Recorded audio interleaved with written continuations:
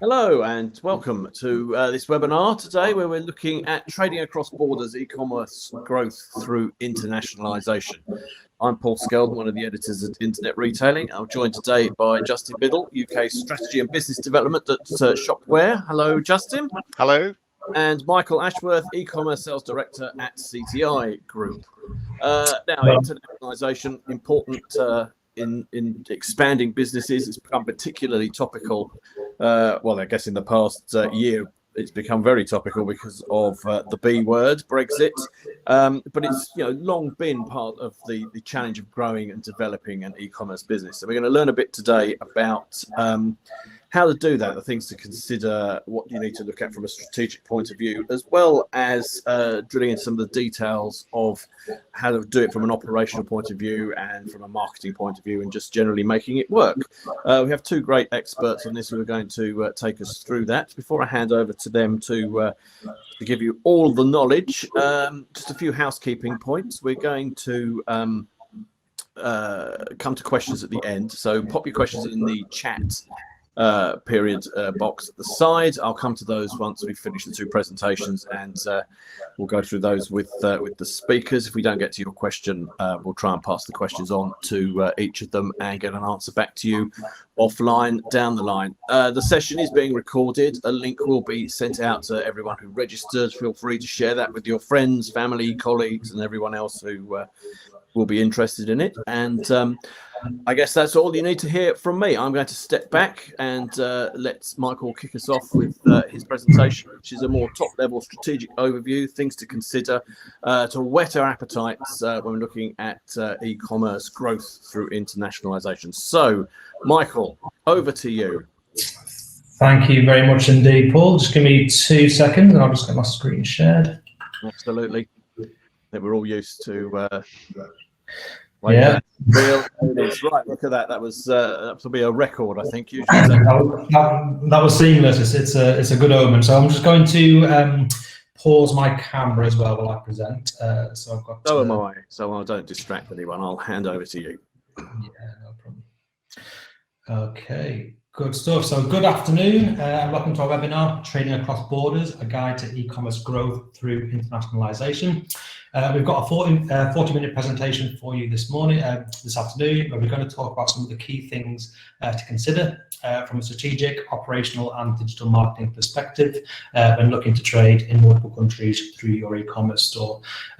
We'll leave a bit of time at the end, so I think about 20 minutes at the end for some questions and discussion. So if there's any points we raised during this that you want to know a bit more about or want to share some of your own insights, then please make a note of that, and we'll give you some time at the end to come back with those questions. So, hello, my name is Michael. I'm the e-commerce sales director at CTI Group, which sounds very fancy, but ultimately I manage all the new e-commerce sales across the CTI Group of brands. As a result, I see an awful lot of e-commerce briefs from companies at various stages really of their e-commerce journey, and I've seen some companies do fantastically well following successful internationalisation strategies. And I've seen some companies spend a lot of money for very, very little in return. So what I'm going to share today is some of the insights, some of the learnings from those interactions, and hopefully that can help you to adopt some of these ideas and concepts into your own internationalisation strategies. So for my part, I'm going to focus on some of the strategic considerations you need to make when starting out on your internationalisation journey. I'm going to take a top-level view of some of the fundamental elements that I think any merchant looking to sell into a new country should be considering. And following my presentation, Justin from Shopware is going to go into a bit more detail on some of the operational and digital marketing considerations that you will need to consider really as part of your wider internationalisation strategy. In terms of overall agenda, so I'm going to just run through, to start with, a bit about CTI. What is internationalisation? I'll give you a definition for that. The internationalisation journey, so what that typically looks like for a merchant, how to build the right foundation before you start on that journey, and what things to look for when you're making a start, how to pick a suitable market and how to structure your presence to go into that market. And then finally, I'm going to talk again top level just around currency and language, which are two of the sort of key considerations of any internationalisation strategy.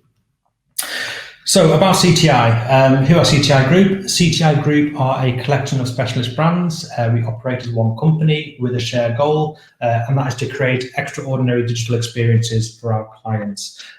It took a frighteningly long amount of time to come up with our strapline, but that is the brief strapline of what our presence is all about. So how do we do that? Well, we're a user-first agency, which means we always look in detail at the audience our digital experiences are aimed at, and that becomes the basis really for all our decision making, such as the platform and technology selection, the marketing strategy, the UX approach. All of that is led by the users we are aiming the website at. And that is really at the heart of the things we're going to discuss today, that need to really understand who the audience is for your e-commerce website, and how to make the right decisions based on those users' requirements. I wanted to show this slide just to show some of the things that we've kind of built out to help us get that understanding of users. So this is our new Manchester studio. The timing wasn't brilliant on this. We moved in February last year, and I think we'd just sort of unpacked the last box when we sent everyone home due to COVID. So it's nice to be finally getting back into that facility and being able to use some of these things. But I wanted to point to two sort of key things in particular here, which we have. And one is our UX lab, which is a state-of-the-art UX lab, complete with eye tracking, emotional sensors, CCTV, etc. And it allows us to conduct real-world tests on how people are interacting with the different e-commerce experiences that we build. This is giving us a lot of insights, some of which we will be sharing today. But that really helps us get closer to our merchants and closer to our merchants' customers to understand their requirements. And the second thing, just to pull out of this, is our demo shop. So this is a fully functional retail store we built in the office with EPOS, warehouse, pick, pack and dispatch, etc. Again, to help us as a team and to help our clients really get to grips with some of the concepts and technologies that go into building a retail and e-commerce experience. We provide these spaces free for our clients, but we'd be happy to extend that offer to anyone that's on this call today. So if anyone's in Manchester or visiting Manchester, wants to come and have a look and potentially use some of these facilities, then that's something we can arrange. So very quickly, whistle-stop tour of the CTI Group in stats. We're an independently owned UK-based agency. We have over 150 full-time employees. We work with a number of e-commerce technologies such as Shopware, Magento, BigCommerce and Shopify. And we have a number of integrated brands covering our different specialist areas. So final slide on CTI. This just gives a bit of an example of some of the clients that we work for and some of the clients we work for on internationalization. These cover a range of organizations and different verticals and all with very different customer personas. But ultimately, the considerations we are about to go through were true for all of these projects and will also be true for you as a merchant too, wherever you are on that journey. Just to pull out a couple of recent ones on here. So the Visit Britain online shop we launched last week. This caters for visitors to the UK from a multitude of different countries, and as a result had a big internationalization strategy piece as part of our delivery. And Little Green Paint on here as well, whose new website we launched a few months ago. They're seeing significant growth, partly due to the pandemic, but also partly due to their European strategy, which has seen them launch stores in France and Germany over the last 6 months. So those are two websites that might be worth having a look at to see how those companies have approached what we're going to discuss. So what is e-commerce internationalization? What do we mean by that term? Well, for me, the definition is pretty simple. It's the process of expanding your footprint beyond your company's country of origin, which is a very, very simple statement, but that's all it's about. It's about taking your website, which typically is built to serve your home market, and expanding that into another country where you think you could sell your products. So every e-commerce merchant I've ever spoken to has launched in their home market first, which makes perfect sense. It's the market you know the best, you speak the language, and you understand the rules. And for a lot of online merchants, that's where the journey stops, which is fine. And there are plenty of very successful e-commerce businesses that are, solely UK focused. But for many, internationalization is an obvious next step in order to continue growing the business. And once you have stepped out of your home market into any other market, your internationalization journey has officially begun. So what does that journey look like? I've tried to boil this down in the slide into the common stages, and I've broken this out into six common stages. Some people might disagree with some of these stages, and typically some of these stages might happen in a different order or happen at the same time. But this is really the kind of full spectrum from a company with no internationalization whatsoever, through to a company that's trading in multiple countries through multiple channels and doing an awful lot in this space. So stage one, no internationalization whatsoever. So typically here, you're on a .co.uk domain name, everything is in English, the pricing is all in pound sterling, you have no option at checkout, it's like a different country for delivery. You possibly don't even like delivering to the Highlands of Scotland. This is very much ground zero on an internationalization journey. It's where a lot of people start, and it's probably the most daunting phase of the entire thing, as from this point, internationalization can feel like an awful lot of work. Stage two, so this is a really simple step, and a lot of people might be at this stage already. So this is the stage, is the most simple form of internationalized e-commerce. At this stage, all we're doing is simply allowing users from our target countries to buy from us. That's it. So we allow additional countries to be selected for delivery at checkout, maybe make some updates to our shipping policies and pricing to cater for international orders. But at this stage, we're not really doing anything to encourage orders. And as a result, it's probably unlikely that you'll see much traction at this stage, but it is a first step on this journey. So step three is where we start to get serious about internationalizing. And up until this stage, any overseas user landing on your website has probably quickly realized that this website isn't aimed at them. Personally, I never bought a product from a French website, for example, if that website was in French, in euros, on a .fr domain. Everything about that would tell me basically this website is not here to cater for me. So stage three is about addressing all of those issues. It's about localizing the currency to reflect the user's location, localizing the product catalog to represent the user's market, possibly localizing the domain name to be a domain extension that's recognizable to those users. And fundamentally, it's about bringing your website closer to what the user expects to see in their local market. So stage four, and this is almost the sort of final piece of the puzzle in terms of our localization story. So the key thing missing from stage three is translation. I've kept this separate as translation can be a big task. It can potentially be quite expensive, and once you start, it never really ends. So if you have a website in 2 languages, from that point onwards, every new product will need 2 descriptions, every new page will need to be translated, and it also brings in complications operationally as users that see a website in their language sometimes expect to be able to communicate with you in that language as well, which may not be set up for. So it's a big consideration, but in many ways it's the key to really developing an international market. At this stage, a user is landing on a site that feels familiar to them, on a domain they recognize, in their language, in a currency they understand. So we've removed many of those barriers to converting that customer. Step 5, this is the icing on the cake, really. So once we've established a local presence online in that market, we have a site that's very much tailored to that market. Step 5 is really about refining that process to back up that website. So we're looking at things like local fulfillment, having a website that is in the right language, in the right currency, etc., might still fall down if the user gets to checkout and realizes the shipping is going to be very expensive or take weeks to arrive because it's being posted from the UK. So this stage is really about developing the rest of the business to be able to operate efficiently in the markets that you target. And this may include drop shipping, for example, from manufacturers, or finding local distributors, or opening local warehouse locations. And step 6, if you ever make it to step 6, congratulations, you've absolutely smashed it. This is the holy grail, which is having a truly multi-channel presence in a territory outside of your company's country of origin, typically with both online and an offline presence. And this is where many of the world's biggest e-commerce brands tend to sit. They are truly multinational brands, and they are operating in multiple countries as if they are their home territory. So what are the foundational elements required before you as a merchant begin down your international journey? Well, for most merchants, internationalization starts with a process of replication. So replicating your existing home market presence and then making changes to it. Many e-commerce platforms have the concept of multi-site or multi-store built into them, which caters for this approach. And as a result, it's important to ensure your home market presence is a really solid foundation before you begin with the internationalization. So I've highlighted sort of 6 key things to consider here. The first one is probably key, which is maturity in your home market. So if you internationalize too early, in your development, you may end up doing things twice, as your processes are still actively being developed.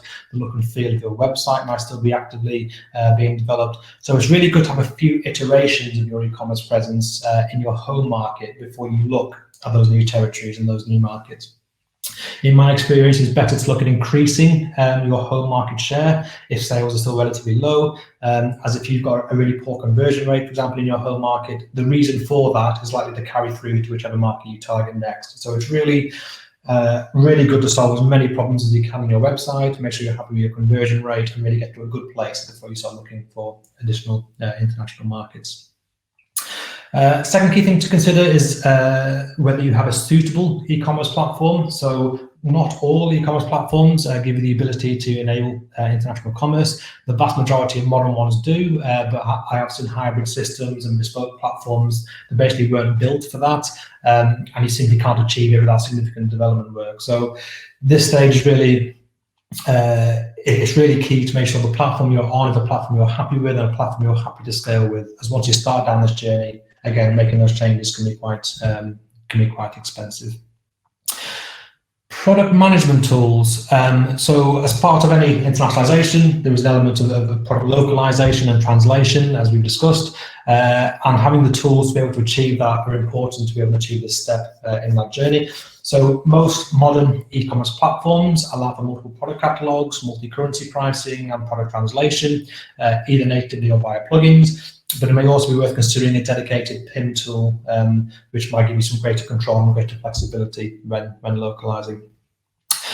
And then another key area in the foundation is payment, obviously key to any e-commerce website. So payment gateways and banking, ensuring you have the right payment providers integrated is key. Not all payment gateways operate in all countries, so making sure your chosen gateways will work in your target market is very important.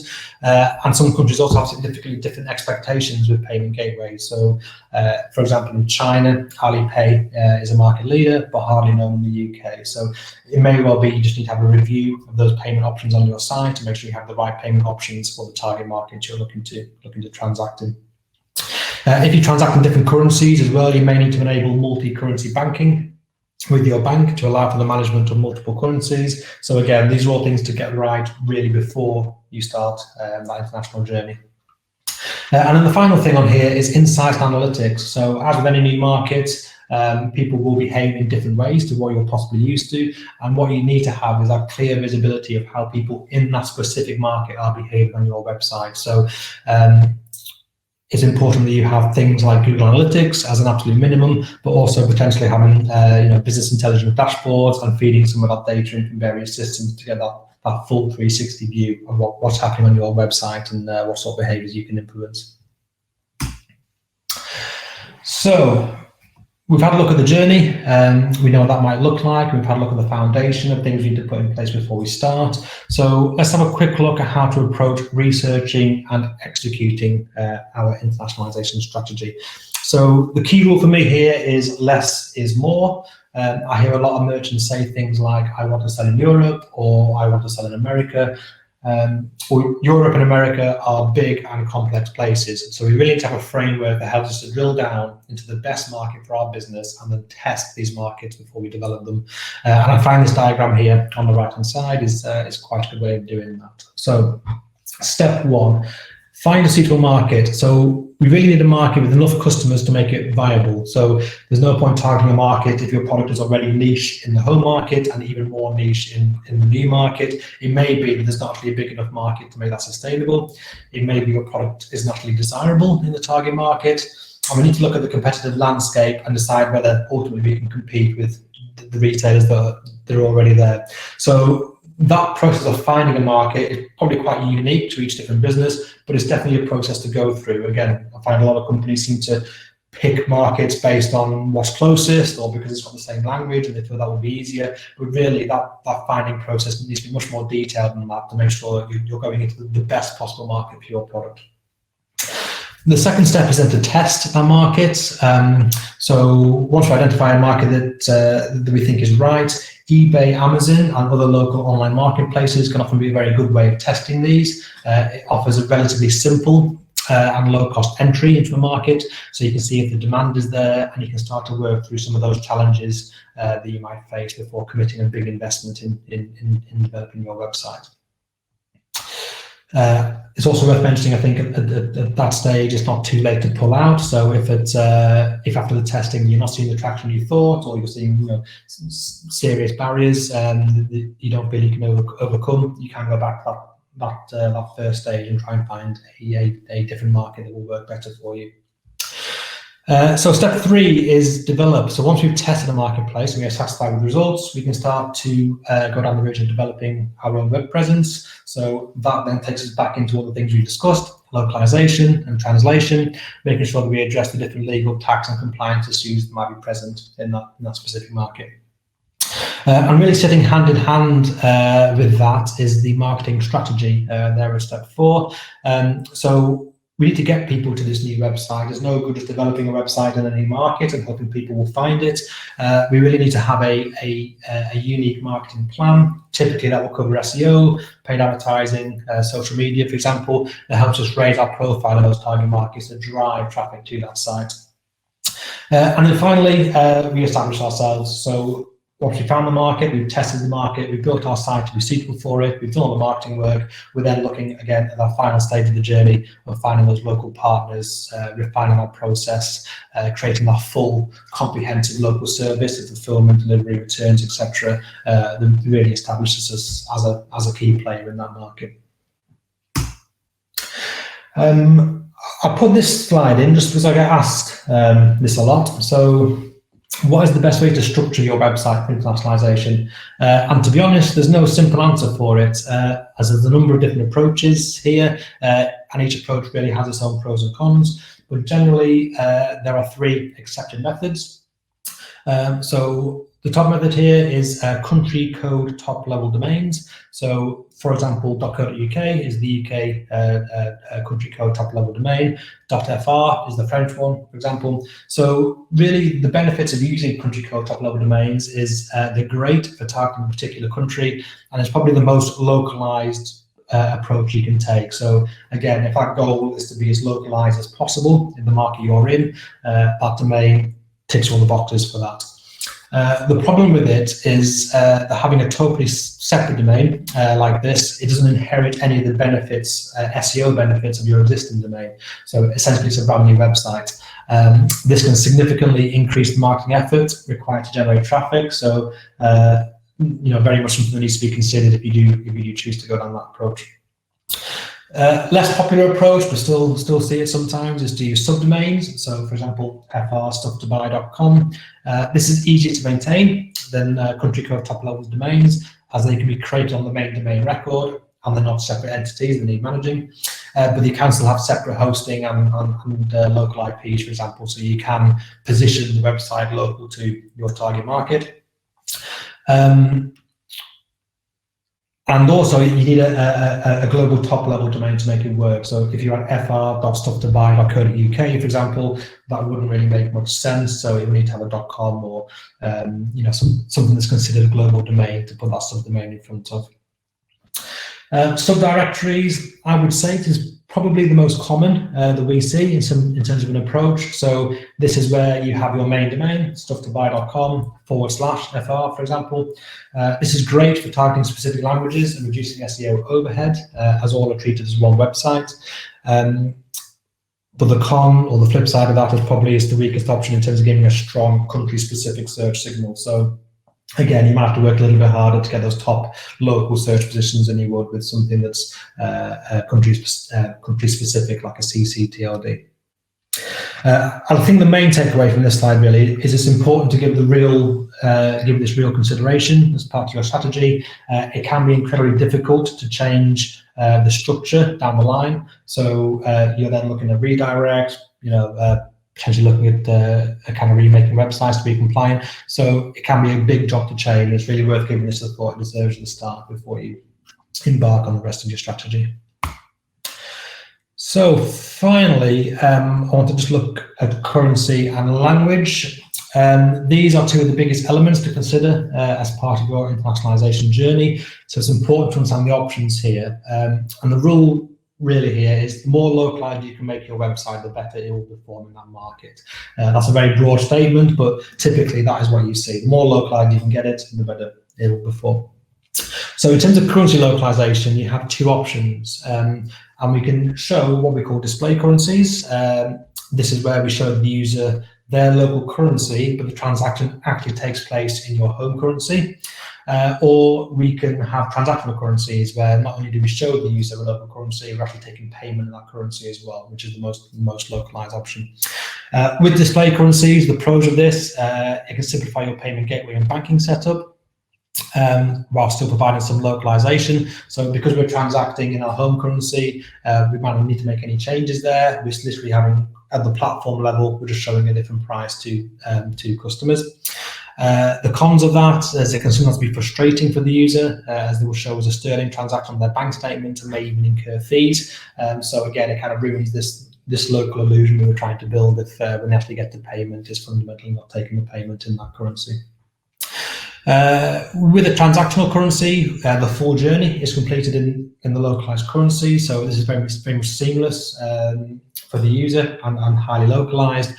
The problem with it is it can involve more setup with payment gateways and banks, and possibly requires multi-currency management processes within the business so you can transact and store those multiple currencies that you're now trading in.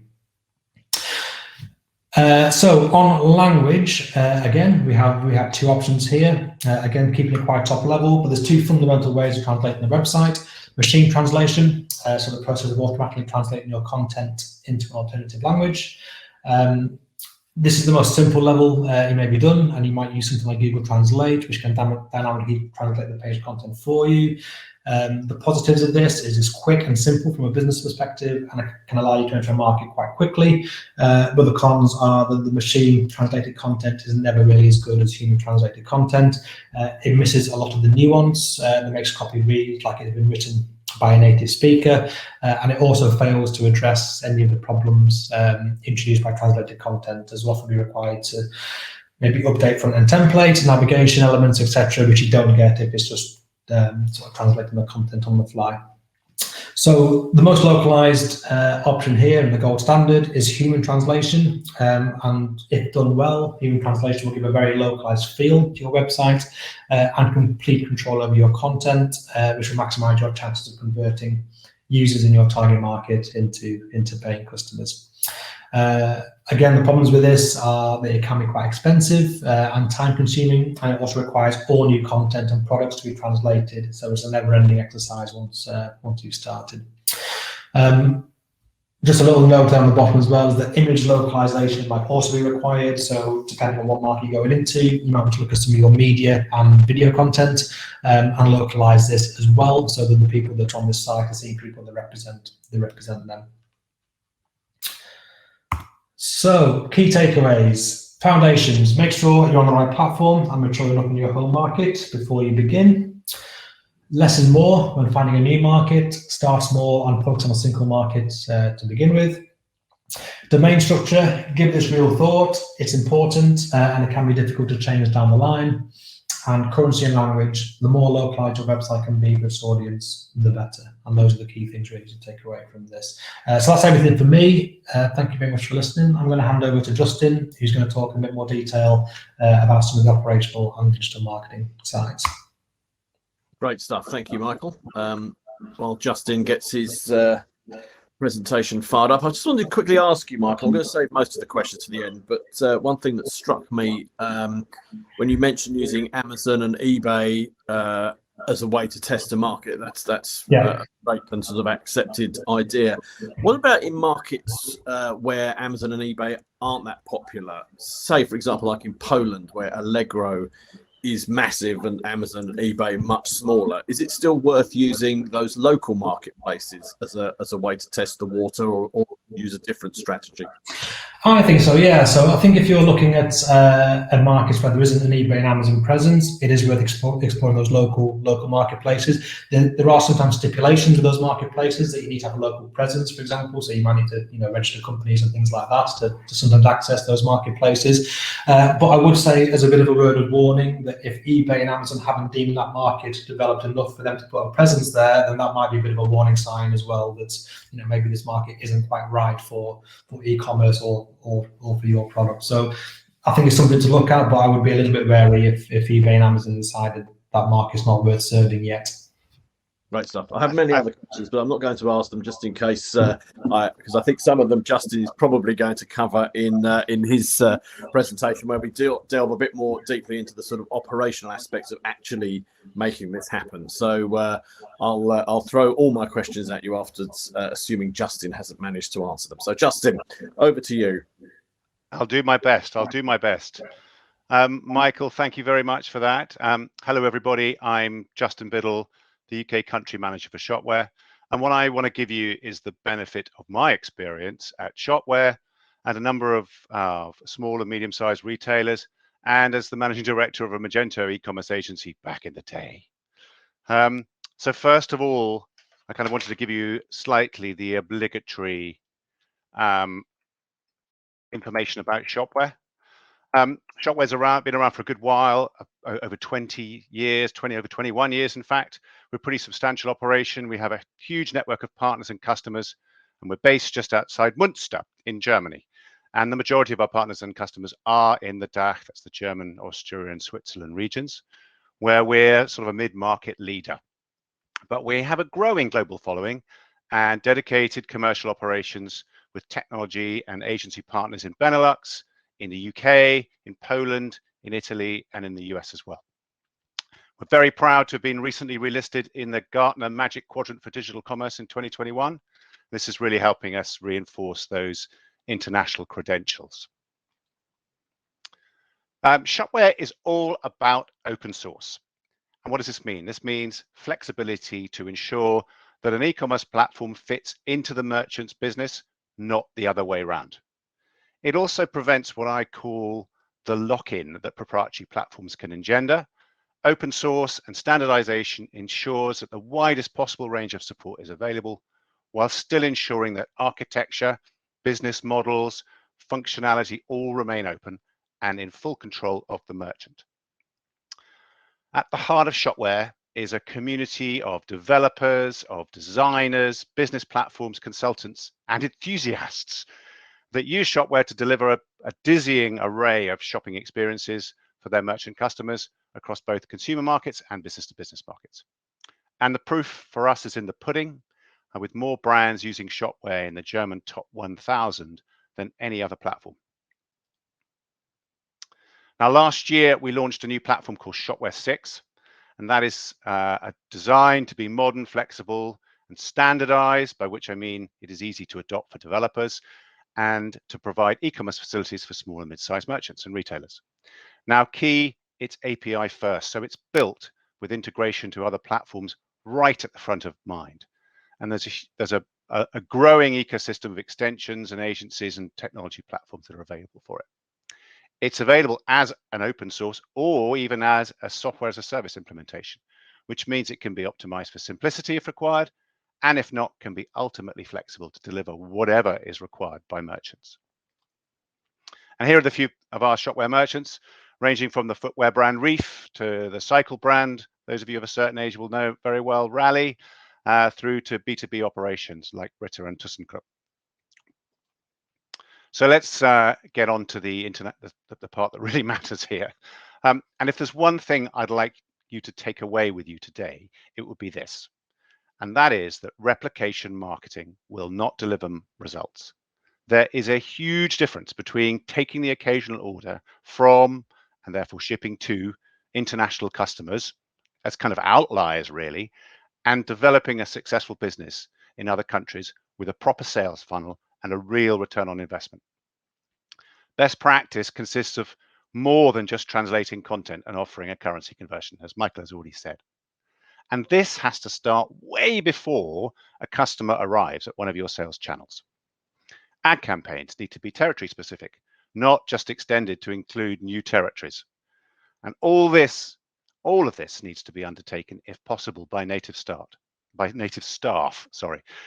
not just machine translated, because success is all about nuance. And I'm going to give you an example from my own company, Shopware. Now, we're a German company, as I said, and we're developing in the UK, and we launched a new product last year, Shopware 6, which I hope by now you've heard about. And initially, the strapline that it was marketed under was your carefree e-commerce platform. Now, I'm not sure that they had in mind that they wanted to position Shopware 6 as the platform that didn't give a damn, but that is what they were unknowingly doing. And to this day, I still read through marketing copy written by Germans who speak English, well, better than me, that is completely grammatically correct, but just sounds odd. Now, I'd like you to ask yourself the question, would you expect success in the UK for your brand with that kind of marketing? And if not, why would you squander your investment in other territories? The next thing I think we want to think about is about positioning, rather like we've had to. And the question here is your customer persona the same in Germany as it is in the UK, for instance? And therefore, are the descriptions, the categories, and the imagery that you're presenting relevant? Remember that customers in countries that don't recognize and trust your brand will have far less patience with content inadequacies and user experience inconveniences. Select the markets that make the most sense for your products and concentrate on those and treat them as separate propositions. As we said, this must start at marketing. Immediately, you need to face a decision onto whether to present a global brand or a localized, more targeted local presence. And this is nowhere more immediate than on things like social channels and on blogs, as well as on the website level. They say that content is the next battlefield. And Gartner did a survey recently, and it concluded that 89% of top retailers think that content will be the biggest influencer on conversion over the next 5 years. Moving on a little bit to operational challenges. Now, getting the user experience right requires addressing a number of complications, and they're not just sort of on the front end, but they're throughout your business. And so and by doing this, you can make that whole experience seamless and therefore can scale it efficiently. Now, some of the ones I've listed, some of these ones I've listed here. So let's start with some of the localization issues. And the key one to start with is in managing product data, especially as you add on more and more languages. Now, making custom tools for this in-house really doesn't scale, and dealing with these with spreadsheets and CSV files and manual SKU entries, you shouldn't be doing this. You should be managing data in a single system so that you can be efficient and scalable and ensure that you are in control of this data rather than the other way around. And I can't tell you how many times I've seen people trying to manage multiple channels in multiple countries and multiple languages with spreadsheets and Google Sheets. In terms of pricing as well, the one thing I wanted to highlight was that there are different expectations as to things like how price and duties and tax are displayed as well as calculated, in fact. And I'll give you an example. In the United States, sales tax is added to the cart, while in the United Kingdom and Europe, it's added to the price of the item. And this has implications on changes that you will be making to existing skins, to systems and infrastructure, and of course, price lists themselves. I've mentioned sizing conventions. This is another area where there are immediate differences between the UK, the US, and Europe before we get anywhere near the rest of the world. And there, as Michael's already said, there are often very different expectations as regards payment methods. There's higher credit card usages in some countries compared to others. There are requirements for bank transfer system type services, for instance, in Germany. And there are different wallet systems that proliferate in different countries. And these will all affect the key metric for you, really, when you start going international, and that's conversion, same as it is at home. And hence, therefore, profitability and possibly the very viability of these particular markets. An important thing to think about for retailers, as I've said, next here is distribution rights for products. If you sell third-party brands, you need to ensure that you have the rights to sell in particular territories. And if this is the case, you will require a system that allows you to define what products are shown in particular storefronts, and potentially the capability to ensure that customers are restricted to their home storefront, for instance, on the basis of their IP address, which is quite often how it's done. So moving on to some operational issues, sales tax, customs and duties, as we said, is a crucial issue. And this can range from the requirement to register for sales tax in different countries and states, obviously to things like post-Brexit requirements to pay duty on orders coming into the UK with orders with a value over 135 pounds. Now, as of the 1st of July, there is no longer an exemption for low-value goods being sold to EU customers, and merchants selling into the EU have to get an EU economic economic operators registration and identification number, or an EORI number for short, thank goodness. And they need to register for VAT in at least one state. And obviously they may need to make VAT returns in that state. One of the things to really remember here is that it can take quite some time to register. There are rumors that it's taking over 3 months at the moment to register in France, for instance. Carriers, in delivering to customer expectations, I think that it is essential that the carrier options offered are up to scratch and relevant to deliver the promise that you've made to your customers. And this leads on to other challenges. As at scale, new territories, especially on mainland Europe and the US, may require separate warehousing facilities. Of course, you can provision your own warehousing, or you can use a third-party logistics company. And people like Amazon are wading into this area with their new MCF, with multi-channel fulfillment offering, which allows both your website and your Amazon orders to be fulfilled from the same facility. But these are separate between the UK and EU. And of course, they break on the front end, the Amazon orders break down into separate countries as well. So Amazon France is different to Amazon Germany, so it requires separate integrations. A number of our merchants at Shopware are finding that the only scalable way to operate is to create an EU subsidiary, import stock into and warehouse in the EU to deal with their EU sales channels. Obviously, there are other things that we need to start thinking as well. We've talked about a couple of things like returns and customer services. How do we manage those? How are these functions going to work across different countries as well? Now, there are a raft of services that can help with product listings and order synchronization across multiple channels: Channel Engine, Channel Advisor, Channable, Linworks, and a whole raft of others. And if you want to go even further, you can consider using international services like Global E. And eBay is also developing what it calls its global shipping program. Finally, in order to manage effectively, you need to measure, and reporting that covers currencies, countries, shipping costs, and marketing costs is absolutely crucial, because it gets ever harder the more you of these different variables you add to calculate that all-important margin calculation. And ensuring that this suitable reporting capability is there from the start is critical. Now, of course, Shopware, I wouldn't be here if Shopware wasn't a platform that has internationalization at its heart. It includes things like storefronts, so with separate shared product sets for territory-specific stores, for Google, for affiliate feeds, for marketplace integration. And of course, these can have separate skins and different themes and fully different configurations. Our multi-currency allows price pointing and country-specific prices, and in fact, individual customer-specific prices if required.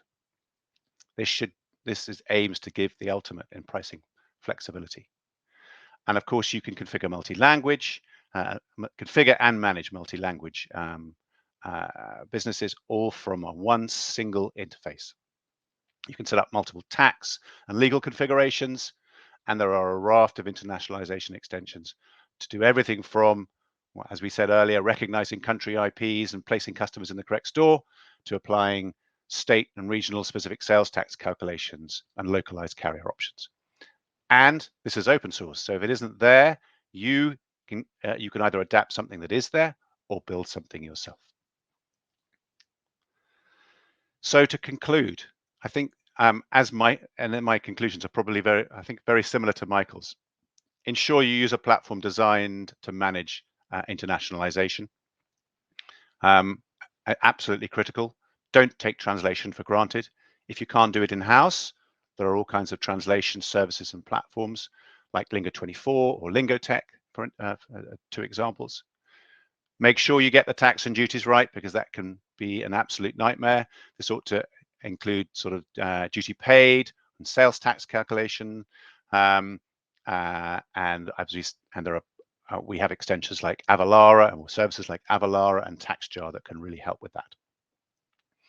Ensure you have or build integrations to your order and inventory management systems that can manage these these international operations, that can deliver multi-warehouse if required, especially as your business starts to scale. This becomes absolutely critical.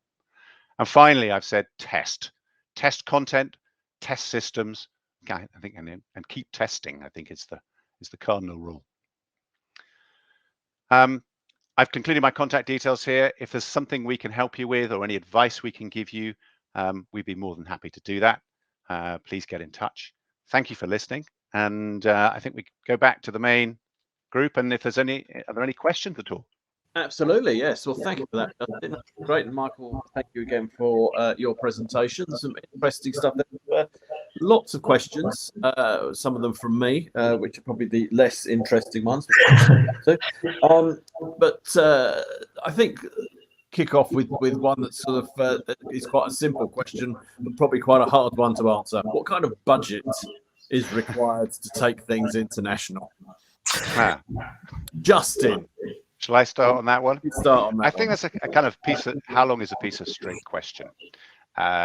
Certainly, when you are talking about proper international facilities, you are talking, you are talking about different levels of budget. So the sort of the website you could build, but or infrastructure you could build, should we say, for £20,000 can turn quite quickly into £60,000, especially when you have the requirements to integrate in sort of third-party platforms or warehouses or whatever it might be.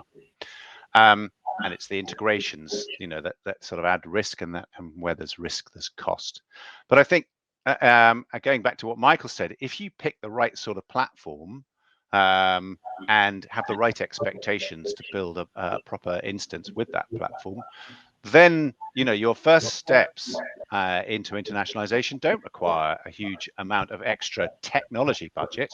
Of course, they do require an overhead internally. So if you are going international and you're doing it properly, there is a requirement, just the requirement to get things in correct languages, to get offers correct, to investigate markets, as Michael said, adds, although it doesn't add sort of bills from your agency or your platform, it does add a requirement to man, which adds cost fairly quickly.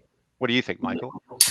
I'd agree with the piece of string question. I think maybe to give a bit of a framework for thinking about it, if as a merchant you've had your site built, you will have some understanding of what that's cost you to build it in your home market. So I think if you're following that replication strategy to enter another market, you can think of all the things you were going to keep. So you might be able to keep your theme, you might be able to keep your platform, etc. But you can also see probably all the things that you will need to change, such as your content, some of your product data, and maybe some of your payment gateways, etc. So I think you could probably work out then based on a percentage of how much of that initial home market website you built. If 50% of that is being kept, then you're probably looking at about 50% of the cost to then enter that new market. So hopefully that gives people a rule of thumb. Obviously, you can spend as much or as little as you want on a website. So you'll have brands that spend hundreds of thousands on websites, and brands that maybe spend £5,000-10,000 on a website. So that figure will be very different to very different merchants depending on what sort of size business you are, etc. Great. Okay. You mentioned, I think you mentioned it, Justin, which intrigued me, is to if you're selling things and you're getting a few orders from a particular country, that's not necessarily a reason to just go all out and sell into that country. So how do you select which countries to sort of concentrate on, and how do you go about sort of testing them? Justin? Well, I think Michael was talking about that at the end of his talk, actually, and that's, I mean, one of the great ways to do this. Of course, one of the great ways to use this is to use marketplaces as that first step, because that effectively brings you the audience to your product, and then you can see how well your product goes down in that particular market, how well positioned, and you can test pricing in that particular area. Of course, when you have a normal website business, as they see more and more orders come from a particular country, even though they haven't put any marketing effort into it at all, suddenly realize that there might be an appetite for their product in that particular country. But I think when it comes down to testing the viability of your product, I think that marketplaces sort of provide that early way in. The problem being is that as those, and I wanted to say this at the end of that, is that the problem for things like, for instance, we're talking about Allegra, I think, in Poland, is that if things are a success and you do bring on these marketplaces and they scale quite quickly, you can actually very quickly become a victim of your own success if they're not integrated into your main infrastructure, because effectively they could turn into little silo businesses, which may on the surface seem profitable until you sort of allocate the hidden costs of labor that you've spent or your employees have spent trying to service that market. Right, Michael, what do you think about how to select countries? Yeah, so as I mentioned in the talk, I think there's various kind of desktop research you can do to look at what sort of market might be favourable for your products, look at the competitors, etc. But I think in kind of more sort of fundamental terms, I think businesses often know what the best market is. So if I'm a retailer of skiing apparel, for example, I probably know what those big ski countries are. Where are the places where people go skiing, where there's a big interest in that? And I think merchants often do know their market better than anyone else. And sometimes it is probably okay just to go with that gut feeling and then use some of that desktop research just to reinforce that. But I think, I think research is key, but I do think retailers often have a good feeling that is more often than not probably right as to what the best market is for them after their home market. And what about the sort of understanding the sort of cultural nuances? Do you think it's worth, if you're looking at a country, you've identified it for all those reasons that you've both said there, is it worth actually going there? I think so. Yeah, I think so. For me, I think it's definitely worth either visiting or employing or having an employee that has preferably from there, because I think someone that can guide you through those cultural nuances is incredibly important, and that's not just when it comes to translation and things like that, but someone with an understanding of local laws, local customs, when the bank holidays are. These things become important when you're trading in a place. So I think the more understanding and kind of intel you can get of that location, the better, because that can really help form your strategy. And once that strategy's right, that could work for you for years. So I think it's incredibly important to get to know the places you're trading in. Justin? I would totally agree. As I said, and because we're doing the opposite thing, we're bringing a German product into the UK, and as I say, nuance is so important. Just not least in things like positioning. If you're a well-known brand in your own country, you don't have to work so hard. You can bring in other products. Whereas if you're pushing into a new market, you may need to focus on a much narrower product set so people understand who you are and what you do. We have the same, a similar issue with bits of technology over here. As I say, when people are trying to understand who you are and what you are, you need to make that simple. And having someone who understands the nuances of language is absolutely critical. For that example I gave earlier, and I could have given you sort of 30 other examples of how people who even speak a language perfectly get the nuance wrong. And the other side is that so much of your marketing is around events, around what happens, and it's not always Black Friday and Christmas. It can't be the only thing. You've got to understand. You do have to understand sort of what drives the calendar, the marketing calendar for those particular areas. And there's nothing like localized people. And I think, I have a major client who lives near me here in Portsmouth, who again, they have a local, for every market they go in, they have actual natives that are over here manning the customer services, so that when people ring up, they speak in German or French or Dutch or Italian, that understand how to put those quick promotional marketing to those little messaging, that little bits of messaging on a website that makes all the difference, that inspires you to buy. They can get that right. And the people sort of who may speak the language won't get that right nearly so much. Oh, good point. Yeah, it's some interesting points there. I think the cultural side is so difficult to get right. It's and particularly as we look to UK businesses trying to do business outside of Europe, which has, let's face it, more similar culturally. If you're looking at things like trying to sell into Japan or even into Russia, it's really different how they approach things. And I think it's understanding those things is probably almost the most difficult part. Understanding it to the extent you get it right. It's like you say about the German language. A lot of Germans speak English much better than we do, but the perfection of it sort of loses the sort of some of what we actually mean. And yeah, it's very hard to get. Their grammar is very correct and very precise and far better than mine.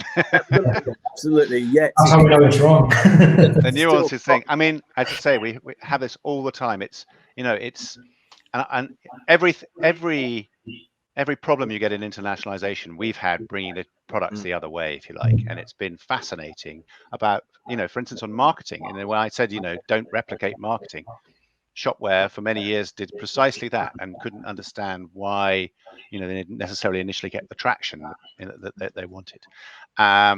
And it's only as you get localized marketing teams that can capitalize on local events or local stories, or a little bit of news jacking, for instance, is quite often a way to get a bit of a presence. Is how critical that is. Don't mention submarines if you're selling into France. Totally. Be my advice. We have a few minutes joke, left. that's not going to be an evergreen joke, that one, unfortunately. I think it might run for a few weeks yet. We have a few minutes left. We probably can't do an hour on this without mentioning Brexit. I mean, we haven't got long, so top level, what effect has Brexit had on internationalization in Europe as far as you've seen, Michael? I think for me, it's probably the fulfillment and delivery that is made extremely difficult. So where you've got a known and understood framework, which we did have, whether people liked it or not, within the EU, we've moved very much to an unknown and now changing framework that people don't really understand. So what we've seen is a lot of confusion from merchants as to what they need to be doing to remain compliant, and ultimately quite a lot of difficulty getting goods into Europe. So I think, as Justin mentioned in his talk, we're seeing people looking to create local fulfillment, actually shift products into warehouses on mainland Europe, and really starting to have those conversations as to how do we make our business not a UK business trading in Europe, but a European business that can trade in the UK as well. So it's a bit of a shift in mindset and a moving target at the moment, which I think is proving quite difficult for merchants. Justin? Well, I mean, obviously part of what we're seeing right now is what I call the supply chain shock. This is a knock-on effects of all kinds of things that have been snowballing around the place at the moment. So, what we may be seeing now is, it may be to do with Brexit and may not be, a long-term effect of Brexit. But there is no doubt that there is more friction going across moving goods from the UK into Europe, and of course vice versa. And when you're having to bring UK goods into the UK, say if you're from someone like China, it's now making increasing sense to say, well, don't bring them into the UK and then bring them across. It is affecting margin, and where it affects margin, it makes some markets less viable. So it will make things a bit harder. It means, of course, that means that we'll have to become a bit smarter and a bit better, and all these sorts of things that we're talking about being efficient and scalable become all the more important because effectively lack of efficiency and lack of scalability equals more pressure on your margin, and more pressure on your margin makes less markets viable. Interesting. One thing I wanted to ask related to Brexit is, are you seeing a fall off in people inquiring with both of you about expanding into Europe? And are you seeing more inquiries about other countries, in which case, which other countries are attracting sort of interest for internationalization, Michael? Yeah, we're not seeing a fall off. I think it's difficult to really know at the moment because e-commerce has had such a good time over the last 2 years because of the pandemic and that lack of sort of high street competition. We've seen quite massive growth with our clients. So I think the Brexit effect has probably been masked a little bit by that. So I think it'll be interesting over the next 12 months to see how that sort of pans out. But in terms of people looking to do things and looking to internationalize, no, we've seen very much a sustained, if not an increased demand from clients to really grow their e-commerce business and kind of capitalize on this period of increased online shopping. But it will be interesting to see what happens when things return to something that resembles normality, and where that then lands. Justin? I mean, when people come to us, they don't necessarily tell us which markets they're going into. So we don't see this in the same way. We certainly, we for our point of view, and we're masked by the fact that we're moving into other countries more at the moment. So that that things like the sort of technology platforms that we associate with certain territories are now becoming all the more important. I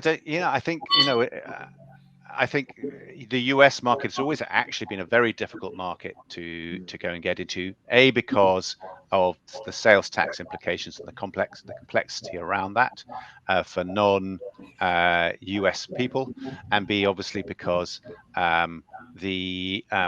if you aren't warehousing in the US, the ability to compete with locally warehoused products, both from a sort of brand promise or sort of a service promise in terms of shipping and a cost is difficult.